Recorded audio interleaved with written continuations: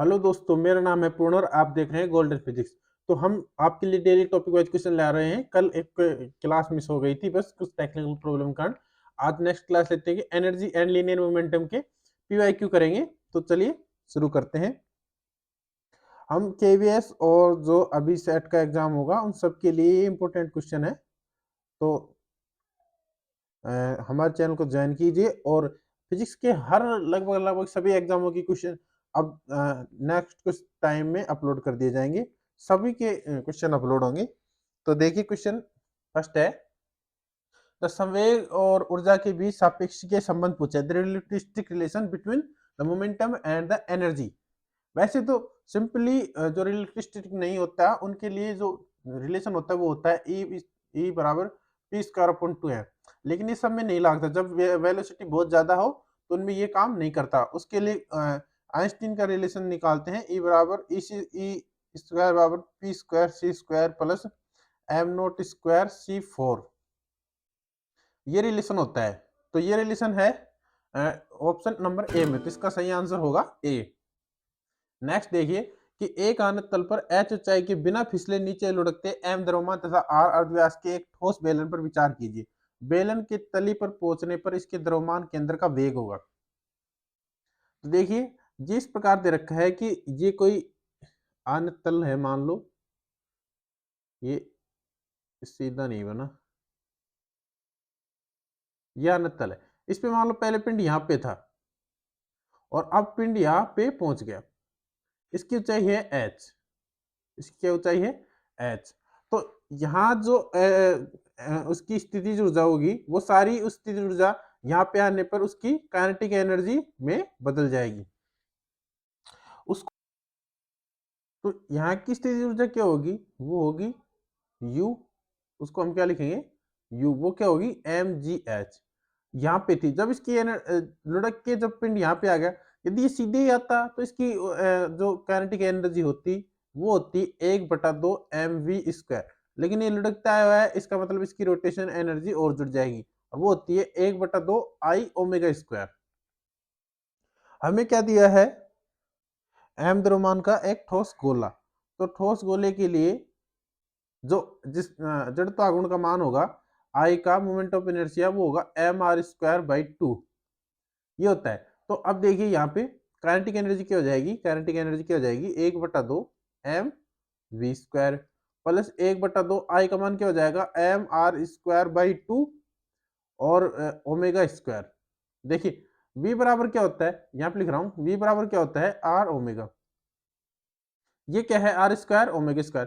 तो इसका मतलब क्या हुआ, इसे v² लिख सकते हैं हम 1/2 mv² प्लस 1/4 हो जाएगा ये, और m r² अपॉन ओमेगा² क्या लिख सकते हैं v²। ये हो जाएगा v²। जब इसको हम ऐड करेंगे तो कितना हो जाएगा बाई 4, और ये हो जाएगा 2mv², ये हो जाएगा mv², और ये हो जाएगा 3mv²/4। देखिए ये जो ऊर्जा है समीकरण नंबर 2 और जो ये ऊर्जा है समीकरण नंबर 1, ये दोनों ऊर्जाएं आपस में बराबर होंगी क्योंकि यहाँ की एनर्जी ट्रांसफर होके यहाँ पे आ गई। तो जो ऊर्जा संरक्षण नियम से भी हम लिख सकते हैं कि जो स्थिति ऊर्जा वो किसके बराबर हो जाएगी, इस काइनेटिक एनर्जी के बराबर हो जाएगी। तो देखिए ये इनिशियल थी, ये इनिशियल थी और ये फाइनल है। तो इनिशियल क्या थी mgh, जब पिंड ऊपर था, और अब क्या हो गई इसकी इसकी हो गई 3mv²/4। हमें क्या निकालना है, हमें निकालना है वेग v। तो देखिए m से तो m कैंसिल हो जाएगा, m से m कैंसिल हो जाएगा। अब देखिए क्या बचेगा, ये बचेगा 4gh/3 और इक्वल टू v²। तो v का मान क्या आ जाएगा, v हो जाएगा √4gh/3।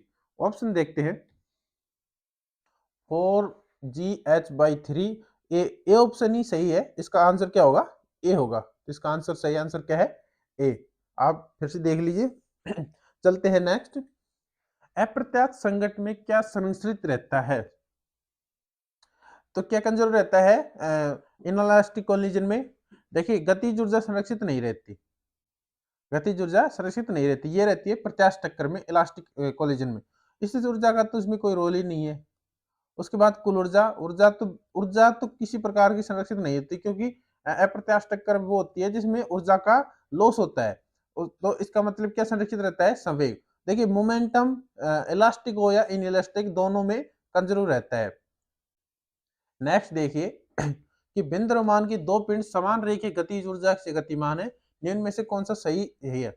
देखिए पहले हमें क्या दे रखा है? हमें दे रखा है जो K1 है जो K1 है वो और जो K2 है वो बराबर है। और ये क्या होगा? ये होगा P1 का स्क्वायर अपॉन 2m1 और K2 क्या होगा? P2 का स्क्वायर 2m2। 2 से 2 कैंसिल हो जाएगा। K1 और K2 क्या है? बराबर है, क्योंकि हमें दिया गया है समान रेखीय गतिज ऊर्जा। समान रेखीय गतिज ऊर्जा ये दे रखा है ना, समान रेखीय गतिज ऊर्जा, तो इसका मतलब ये बराबर हो जाएगी, ये हो जाएगा 1 और ये हो जाएगा P1 का स्क्वायर m2 बटा P2 का स्क्वायर m1 बराबर P1 का स्क्वायर बटा P2 का स्क्वायर बराबर क्या होगा? m1 बटा m2। यहाँ से देखिए P1 का हम क्या लिख सकते हैं? किसके समानुपाती है? रूट m1 की। इसी प्रकार P2 क्या समानुपाती है? रूट m2 की। इसे हम क्या लिख सकते हैं? ओवरऑल हम लिख सकते हैं P समानुपाती क्या है? रूट m है। यानी द्रव्यमान बढ़ेगा तो संवेग बढ़ेगा। अब ऑप्शन देखिए आप, ऑप्शन पहला है कि दोनों पिंडों का रेखीय संवेग समान होगा, ये गलत है। भिन्न द्रव्यमान है तो दोनों पिंडों के रेखीय संवेग समान नहीं होंगे। बी ऑप्शन देखिए, ऑप्शन नंबर बी, तो अधिक द्रव्यमान वाले पिंड का रेखीय संवेग अधिक होगा, ये सही है। जिसका द्रव्यमान ज्यादा उसका संवेग भी ज्यादा, तो बी आंसर सही है। नेक्स्ट भी देख लीजिए, नेक्स्ट है कि कम द्रव्यमान वाले पिंड का रेखीय संवेग अधिक होगा, ये गलत है, क्योंकि यदि P समानुपाती 1/√m आता तो ये रिलेशन सही होता, लेकिन ये नहीं आया हमारे पास, ये आया है।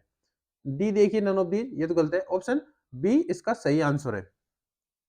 नेक्स्ट देखिए, ये आरपीएससी स्कूल लेक्चर में क्वेश्चन आया है कि द्रव्यमान केंद्र निर्देश तंत्र के लिए सही कथन चुनना है। देखिए इस तंत्र में कण निकाय का संवेग सदैव शून्य होता है, सही बात है, क्योंकि इसकी द्रव्यमान केंद्र की एक और परिभाषा भी होती है, दूसरा नाम भी होता है जिसे हम शून्य संवेग निर्देश तंत्र भी कहते हैं, क्योंकि इसमें टक्कर से पहले और टक्कर के बाद के संवेग जीरो होते हैं। नेक्स्ट देखिए कि इस तंत्र में कण के निकाय का संवेग कभी भी शून्य नहीं होता। देखिए शून्य होता है, ये गलत है, कभी भी शून्य नहीं होता। सी देखिए, इस तंत्र के कण का निकाय संवेग संरक्षित नहीं होता। संवेग तो संरक्षण हम सभी में लगता है, लेबोरेटरी फ्रेम हो या सेंटर मास फ्रेम हो। नेक्स्ट देखिए, इस तंत्र में कण का निकाय संवेग शून्य हो भी सकता है और नहीं भी, तो देखिए कंफर्म शून्य ही होता है, इसका आंसर ए है। नेक्स्ट देखिए कि एक स्थिर वस्तु तीन समान द्रव्यमान के टुकड़ों में विस्फोटित होती है। इनमें एक टुकड़ा पूर्व दिशा में 24 मीटर पर सेकंड तथा दूसरा उत्तर की ओर 18 मीटर पर सेकंड की गति से करता है, तो तीसरे टुकड़े की चाल पूछी है हमसे। देखिए हमें दिया है m द्रव्यमान का कोई पिंड, वो क्या करता है? तीन समान द्रव्यमान टूट जाता है, यानी एक टूटेगा m/3 में, एक टूटेगा m/3 में और एक टूट जाएगा m/3 में, ये टूट गई। इसके बाद हमें लिखा है कि इनमें एक टुकड़ा पूर्व की दिशा में, एक मिनट, एक टुकड़ा पूर्व की दिशा में, ये टुकड़ा पूर्व की दिशा में गया, इसका द्रव्यमान है m/3 और क्या दे रखा है? पूर्व की दिशा में 24 मीटर से, वेग क्या है? 24 मीटर पर सेकंड। नेक्स्ट देखिए दूसरा उत्तर की ओर, ये उत्तर रहा, ये उत्तर है, ये पूर्व, ये पश्चिम, ये दक्षिण, तो ये इसमें क्या है? द्रव्यमान 18 मीटर पर सेकंड से द्रव्यमान क्या है? m/3। तो तीसरे टुकड़े की हमसे चाल पूछी है, तो देखिए हम इसमें लगाते हैं संवेग संरक्षण का नियम। तो संवेग संरक्षण क्या कह सकते हैं? mv, v क्या है? टक्कर से पूर्व का वेग, और m क्या है? विस्फोटित होने से पूर्व का वेग, जो जीरो था, और m है विस्फोटित होने से पहले का द्रव्यमान। नेक्स्ट देखिए, विस्फोट होने के बाद क्या होगा? एक तो m/3, उसका वेग क्या है? 24 i कैप, प्लस दूसरा है m/3, कितना है? 18 j कैप, j कैप की दिशा में, यदि इसे x मान ले, इसे y दिशा मान ले, तो देखिए उसके बाद क्या होगा? m/3, हम तीसरे का वेग नहीं पता, हम इसे मान लेते हैं v3। आरपीएससी में आया हुआ है, 2020 का क्वेश्चन है। देखिए mv क्या होगा? 0, ये होगा 0। यहाँ देखिए तो m और m ये तो कैंसिल ही हो जाएंगे सारे। यहाँ से देखिए 3 और 3 24, और यहाँ से 3 और 6 18, तो यहाँ से बचेगा 8 i कैप और यहाँ बचेगा 6 j कैप, और यहाँ बचेगा V3/3। तो V3 क्या आ गया, यहाँ से V3 आ गया 3 minus 8i cap minus 6j cap. ये त्रिकोण हो जाएगा। हमें क्या निकालना है, चाल पूछिए तो हमें इसका निकालना है परिमाण। ये क्या हो जाएगा 3 अंडर रूट 8 का स्क्वायर प्लस 6 का स्क्वायर इक्वल टू 3, 8 का स्क्वायर 64 और ये 36, ये होता है 100। 100 का हो जाएगा 10, 3 इंटू 10 इक्वल टू 30।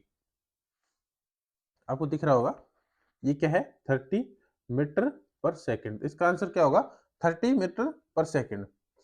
तो आंसर होगा इसका सी। नेक्स्ट देखिए कि एक इलेक्ट्रॉन और पॉजिट्रॉन व्यवहारिक रूप के साथ विरामावस्था में आते हैं तो एक दूसरे के प्रभाव को नष्ट कर देते हैं तो मुक्त ऊर्जा होगी। तो देखिए हमें एक इलेक्ट्रॉन दिया है तो एक इलेक्ट्रॉन की ऊर्जा क्या होती है me²। और एक क्या दूसरा क्या दिया है हमें पॉजिट्रॉन p, इसकी mp(c²)। ये p प्रोटॉन, ये पॉजिट्रॉन के लिए लिखा है मैंने। अब देखिए me और mp दोनों के द्रव्यमान पॉजिट्रॉन और इलेक्ट्रॉन के द्रव्यमान क्या होते हैं, समान होते हैं। तो हम इनकी ऊर्जा क्या लिख सकते हैं, इसकी टोटल एनर्जी क्या होगी, वो होगी mec² प्लस mpc²। अब देखिए जब ये दोनों रेस्ट में आते हैं इसका मतलब ये है कि इनकी जो ये एनर्जी थी ये जीरो हो जाएगी। इसका मतलब ये जो टोटल एनर्जी है ये रिलीज कर देंगे। तो देखिए me और mp समान है तो ये दोनों समान लिखेंगे तो 2mec² हो जाएगा। इसका मान निकालेंगे हम तो ये हो जाएगा 2 मल्टीप्लाई मास ऑफ इलेक्ट्रॉन क्या होगा 9.1 इंटू 10⁻31 और c² हो जाएगा 9 और 10⁻3 इंटू 10⁻8 तो 16 हो जाएगा। इसको मल्टीप्लाई करेंगे हम तो ये आएगा लगभग 1.632 मल्टीप्लाई 10⁻³ जूल। आप इसे मल्टीप्लाई करके देख सकते हैं, इसका आंसर आएगा 1.63 10⁻30 जूल। तो इसका सही आंसर क्या है, ए है। इसका सही आंसर ए होगा। तो आंसर लिखेंगे हम इसका ए। नेक्स्ट देखिए एक mv संवेग वाले धातु का गोला दीवार पर टकराएगा और वापस उछलता है, टकराता है और वापस उछलता है। तो आदर्शतः उस गोले का संवेग mv में बदलाव पूछा है हमसे, तो उसके संवेग में क्या बदलाव होगा। तो देखिए एक धातु का गोला है, ये दीवार है, इस पे ये कोई धातु का गोला है, ये टकराता है, टकराने के बाद क्या होगा, ये वापस आएगा। इसका संवेग क्या दिया है mv, और उस गोले का संवेग में बदलाव पूछा है। ये mv संवेग से टकरा रहा है तो ये टकरा के वापस mv संवेग से ही आएगा। जिस वेग से टकराया है उसी वेग से वापस आएगा। क्यों, क्योंकि ये आदर्श से टकरा रहा है इसके। Well and bounce back. तो देखिए इसका संवेग क्या हो जाएगा, डेल पी क्या हो जाएगा, संवेग लास्ट वाला संवेग देखिए इसे हम प्लस लेते तो ये माइनस हो जाएगा, ये माइनस हो जाएगा, तो ये हो जाएगा माइनस mv फाइनल है और माइनस इनिशियल क्या है mv। तो इसका आंसर क्या आएगा -2mv आएगा। इसका आंसर देखिए वैसे तो डी आएगा, यूपी टीजीटी फिजिक्स का क्वेश्चन है, लेकिन 2mv भी आ सकता है, जैसे आप इसको डायरेक्शन को x मान ले। लेकिन साधारणतः हम क्या मानते हैं कि ये x है, ये y है, तो ये प्लस है और ये माइनस है। तो इस साइड से यदि हम यहाँ से सेंटर मास फ्रेम लें तो ये प्लस हो जाएगा और ये इस साइड के माइनस लेंगे, इसलिए इसका आंसर क्या होगा डी। नेक्स्ट देखिए कि 25 मीटर पर सेकंड से गतिमान बेसबॉल को बैट से मारने पर 35 मीटर पर सेकंड गति से विपरीत दिशा में जाती है। यदि प्रतिघात 0.01 सेकंड के लिए था तो प्रतिघात के समय उस बेसबॉल का त्वरण बताना है हमें। तो देखिए संवेग आवेग आपने पर में पढ़ा हो तो उसमें हमें आवेग क्या होता है, आवेग होता है बल इनटू टाइम, और क्या होता है संवेग में परिवर्तन की दर। ये क्या है संवेग आवेग पर में है। तो एम ए क्या होता है, एफ क्या होता है एम ए मल्टीप्लाई टी, और डेल पी क्या होता है पी इनिशियल और पी फाइनल। तो हम लिख सकते हैं M V final minus M V initial. अब देखिए एम से तो एम कैंसिल हो जाएगा क्योंकि एम सब जगह है। तो देखिए हमें निकालना है ए होगा, वो होगा V final minus V initial by T. V final क्या दिया है 35 मीटर 35 मीटर पर सेकंड विपरीत दिशा में है तो मतलब माइनस, और कितना है 35 माइनस, और इनिशियल क्या है 25, वो क्या होगा प्लस दिशा में, और बट्टे क्या है टाइम, वो कितना है 0.010। तो ये देखिए क्या हो जाएगा, ये माइनस हो जाएगा 6 0 और 3 2 और 6, तो ये 6 बटे 0.010। तो जब हम इसके ये हटाएंगे तो जीरो तो ऊपर हो जाएगा -6000 मीटर पर सेकंड स्क्वायर। तो इसका आंसर क्या होगा बी। ये यूपीटीजीटी फिजिक्स 2016 का ही क्वेश्चन है। नेक्स्ट देखिए, ये भी यूपीटीजीटी फिजिक्स 2016 क्वेश्चन है। देखिए एक टॉपिक में कितने क्वेश्चन आए हैं एक ही एग्जाम में। नेक्स्ट देखिए, यदि एक पिंड को 4 मीटर पर सेकंड वेग से ऊपर की ओर फेंका जाता है तो कितनी ऊंचाई पर उसकी गतिज ऊर्जा आरंभिक मूल्य से आधी तक कम होगी। तो देखिए हमें इनिशियल एनर्जी निकालें, तो इनिशियल एनर्जी होगी, इनिशियल काइनेटिक एनर्जी होगी 1/2 mv²। तो ये कितनी हो जाएगी 1/2, एम को हम नहीं दे रखा, वी दे रखा है 4, तो 4 4, तो ये हो जाएगा 2 और ये हो जाएगा 8 एम आ गया। हमें क्या पूछा है, ऊंचाई पूछा है किसकी, जब इस ये जो एनर्जी है कितनी हो जाए आधी। तो देखिए इस एनर्जी का आधा क्या होगा, इस एनर्जी का आधा क्या होगा 4m, ये आधी हो गई एनर्जी। और ये आधी एनर्जी है कहाँ पे होगी, मान लो एम एम एच ऊंचाई पे होगी तो एम जी एच वहां की ऊर्जा होगी, स्थितिज ऊर्जा वहां की एम जी एच होगी जो कि काइनेटिक एनर्जी की आधे के बराबर है। तो हम यहाँ से एम कैंसिल हो जाएगा, तो एच का मान क्या आ जाएगा 4/g, 4/10, तो इसका मान होगा 0.4 मीटर। तो इसका सही आंसर क्या है, इसका सही आंसर है डी। सही आंसर क्या है डी। नेक्स्ट देखिए, यदि कण को बिंदु ए से बिंदु बी तक ले जाने में बल द्वारा किया गया कार्य पथ पर निर्भर न हो तो वह बल किस प्रकार का होता है। यदि कण को बिंदु ए से बिंदु बी तक ले जाने में बल द्वारा किया गया कार्य पथ पर निर्भर नहीं करता तो वह बल संरक्षी बल होते हैं। तो आज का आंसर सी है। और जो डिपेंड करते हैं, जो पाथ डिपेंडेंट होते हैं वो असंरक्षी बल होते हैं, लेकिन ये संरक्षी बल हैं। ये वही बल है जैसे गुरुत्वाकर्षण बल हुआ, ये जो भी स्क्वायर फोर्स होते हैं वो सारे इसमें आते हैं, व्युत्क्रमण के नियम पालन करने वाले भी आते हैं लेकिन कंजर्वेटिव फोर्स के अंदर ही आते हैं ये, तो इसलिए ये संरक्षी बल इसका आंसर है।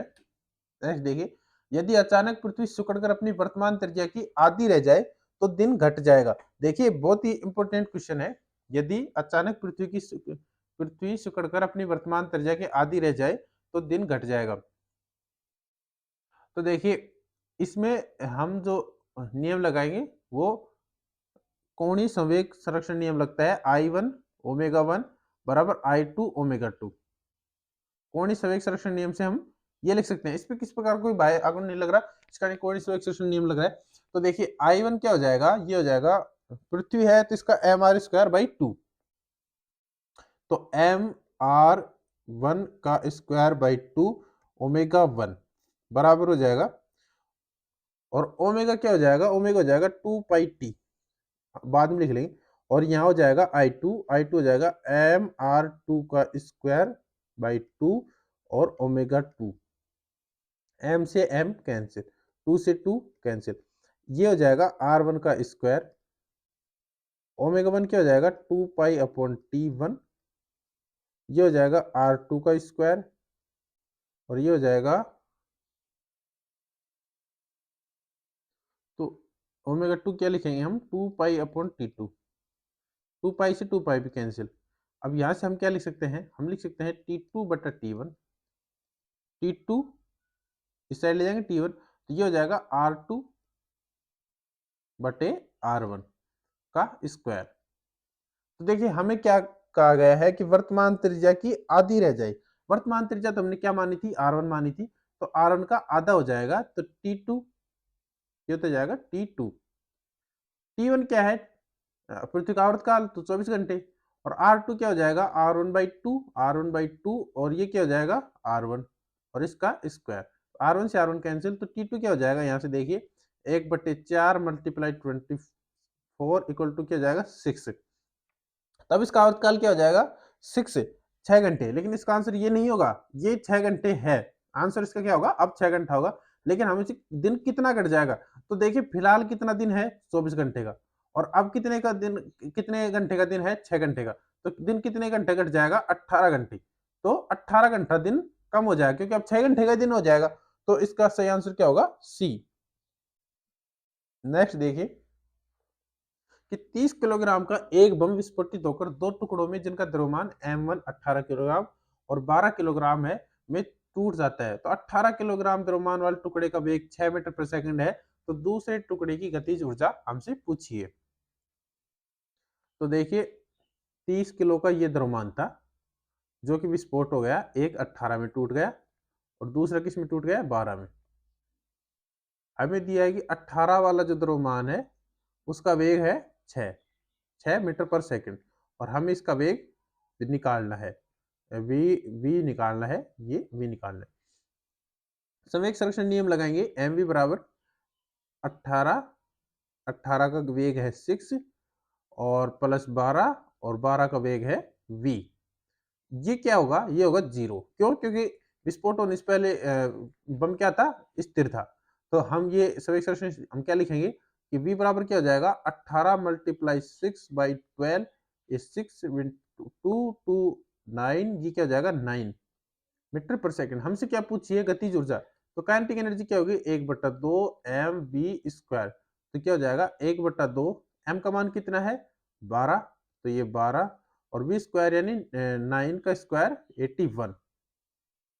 तो इसको ये हम मल्टीप्लाई करेंगे तो ये हो जाएगा 2 और ये हो जाएगा 6 और ये हो जाएगा 81 है, तो ये हो जाएगा 6 और 48